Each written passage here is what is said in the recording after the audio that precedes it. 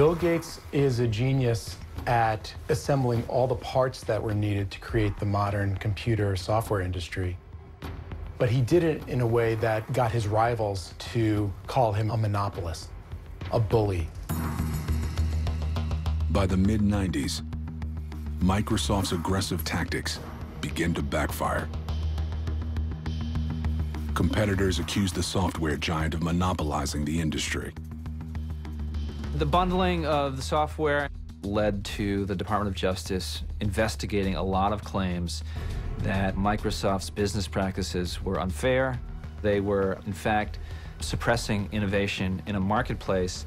It squelches third-party software application development. As Bill Gates' legal troubles mount, his competitor, Apple, is doing no better. Apple without Steve Jobs is not innovating. They're kind of milking the old product line. They don't even have a good new operating system. With Windows dominating the industry, Apple's share of the home computer market falls to 4%. And in 1996, the company loses $1 billion.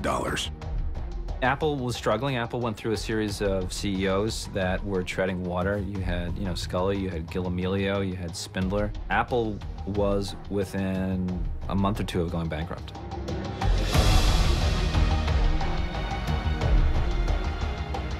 Apple stands on the brink of collapse. So 12 years after forcing him out, the board asked Steve Jobs to come back.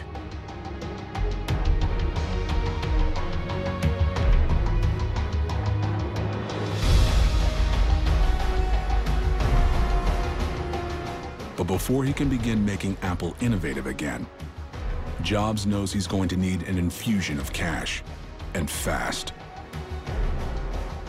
To get it, he'll have to turn to an unlikely source.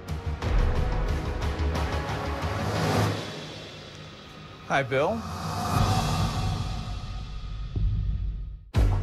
Bill Gates is under investigation for running a monopoly.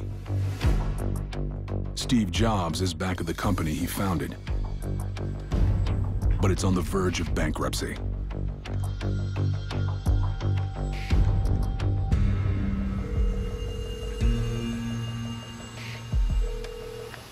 Hi, Bill. Steve? I hear you're making friends with the Justice Department? And you're back on board a sinking ship. If Apple goes down, you've got no one to fight. But if you keep us in the game, you can go on winning. Think about it. It didn't behoove Gates for Apple to go away at that stage of the game. If you have no competitor, then people say, you own all the market, and that's not a good thing.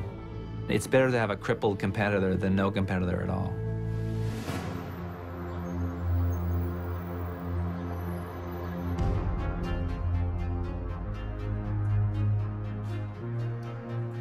Now, I'd like to talk about meaningful partners.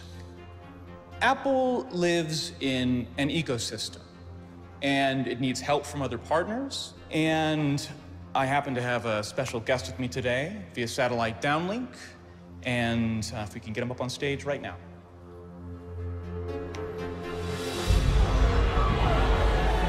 Good morning.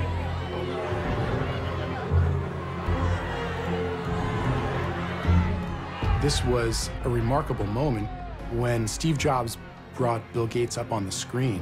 The cult of Macintosh jeered and booed him. He was reviled as a monopolist, as a bully.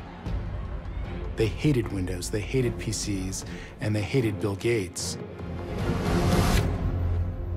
Despite initial backlash, Microsoft invests $150 million in Apple. And Jobs wastes no time